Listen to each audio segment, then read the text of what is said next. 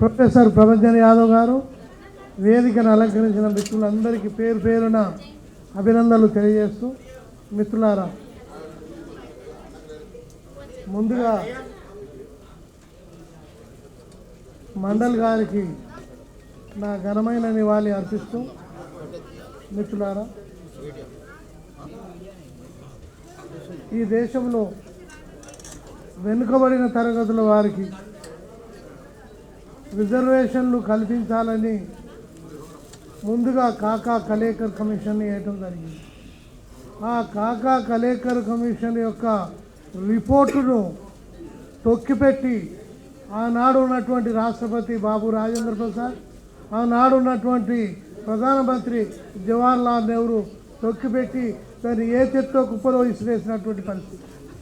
ఆ తర్వాత కాలంలో మరి బీపీ మండల్ గారిని నియమిస్తే ఆయన కమిషన్ రిపోర్టును ఏ విధంగానైతే కాకా కాలేకర్ కమిషన్ రిపోర్టును చెత్త కుప్పలో విసిరినట్టుగానే జవహర్లాల్ కూతురు ఇందిరాగాంధీ కూడా ఆ రిపోర్టును ఏంటంటే అటకపై ఎక్కించినటువంటి పరిస్థితి. అయితే ఆ తర్వాత కాలంలో కాంచీరామ్ గారు దాదాపు 3 రోజులు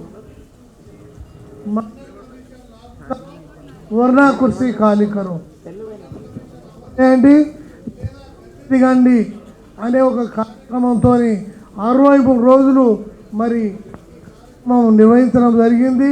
ఈ కార్యక్రమం యొక్క నిర్వహణ మూలాన ఆనాడు ఉన్నటువంటి విపి సింగ్ ఏంటంటే ఈ మండల్ కమిషన్ను అమలు చేయటం జరిగింది.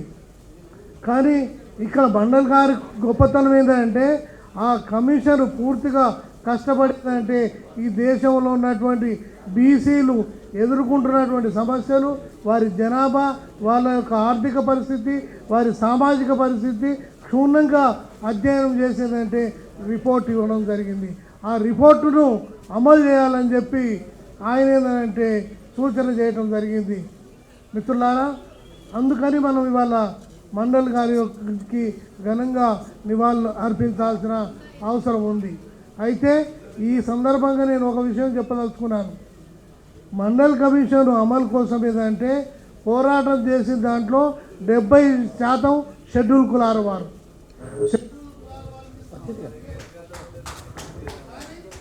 దానికి అంటే మహాత్మా జ్యోతిబా ఫూలే చేస్తలేదా, మహాత్మా జ్యోతిబా ఫూలే కానీ, ఛత్రపతి సాహుజీ మహారాజ్ కానీ, నారాయణగూర్ కానీ, పెరియార్ రామస్వామి నాయకరు, ఈ 4 మహాపురుషులు వాళ్ళు కృషి చేసింది ఏంటంటే షెడ్యూల్ కులాల కోసమే. ఒక్క బాబాసాహెబ్ అంబేద్కరే షెడ్యూల్ కులాలకు సంబంధించినటువంటి వ్యక్తి.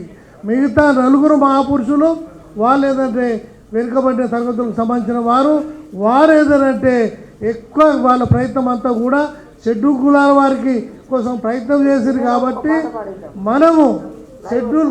మనం ఏంటంటే ఈ మహాపురుషులకు రుణపడి ఉన్నాం. కాబట్టి ఆ రుణాన్ని తిరిగి చెల్లించుకోవడం కోసం ఏంటంటే వెనుకబడిన తరగతులకు మేలు జరగడానికి ఈ మండల్ కమిషన్ రిపోర్టు అమలు కోసము నేను షెడ్యూల్ కులాల వారిని ఖచ్చితంగా పాల్గొనాలని చెప్పి నేను పిలుపు ఇవ్వటం జరిగింది.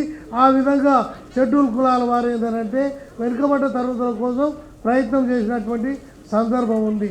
కాబట్టి మిత్రులారా, ఇవాళ ఏంటంటే మీరు ఎవరైనా ఇక్కడ షెడ్యూల్ కులాల వారు వస్తే, దళితులు ఎవరైనా వస్తే ఆలోచన చేయాల్సినటువంటి అవసరం ఉందనంటే పూణే నుంచి మరి పెరియార్ రామస్వామి నాయకర్ వరకు వీళ్ళంతా కూడా మొదటగా మన కోసమే ప్రయత్నం చేసింది. కాబట్టి మనము ఆ రుణాన్ని తిరిగి చెల్లించడానికి ఇవాళ వెనుకబడ్డ తరగతులకు మేలు జరగాలని మనం ప్రయత్నం చేయాల్సినటువంటి అవసరం ఉంది. అందుకోసమే ఇవాళ ఏంటంటే బీసీలు నాయకత్వం వహించాలి, పవర్లోకి రావాలని మనం కోరుకుంటున్నాం. మిత్రులారా, ఇది చరిత్ర. ఈ చరిత్రను అర్థం చేసుకోవాల్సిన అవసరం ఉంది. మిత్రులారా, ఇంకొక మాట నేను ఎక్కువసేపు తీసుకోలేను, నేను మాట్లాడకూడలేను, నాకేంటంటే అంత మాట్లాడే ఓపిక కూడా లేదు.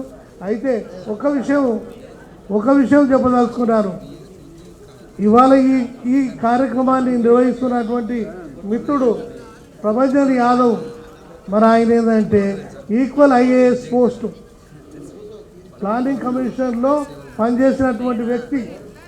కానీ ఏంటంటే మీలో ఎవరైనా చూస్తే ఏమనిపిస్తుంది అంటే ఈయనేది ఒక కమ్యూనిస్టు కార్యకర్తనా ఏమి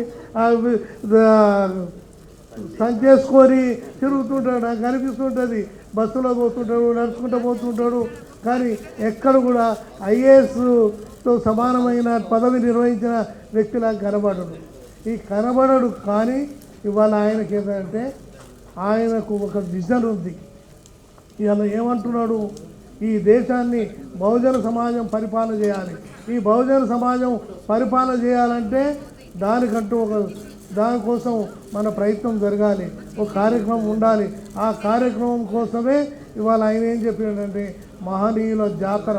ఈ మహనీయుల జాతర ఎందుకు? మనువాదాన్ని పాతర పెట్టడానికి. మనువాదాన్ని ఎందుకు పాతర పెట్టాలి?